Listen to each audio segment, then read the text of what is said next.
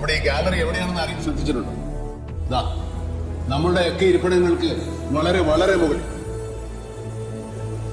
എന്നിട്ട് എവിടെയാ സാർ ജനാധിപത്യം? അതിനുള്ളിലിരിക്കുന്ന ആൾക്ക് ഒരു വാക്ക് സംസാരിക്കാൻ അനുവാദമുണ്ട്. എന്തിനൊന്ന് എഴുന്നേറ്റ് നിൽക്കാൻ പോലും അവർക്ക് അനുവാദമില്ല. അവരൊക്കെ വോട്ട് ചെയ്ത് ഇങ്ങോട്ട് പറഞ്ഞുവിട്ട ആളുകൾ എന്ത് ചെയ്താലും എന്ത് പറഞ്ഞാലും അതെല്ലാം കണ്ടും കേട്ട് നിശബ്ദരായി കൈയും കെട്ടി നിൽക്കാനല്ലേ അവർക്ക് സാധിക്കും.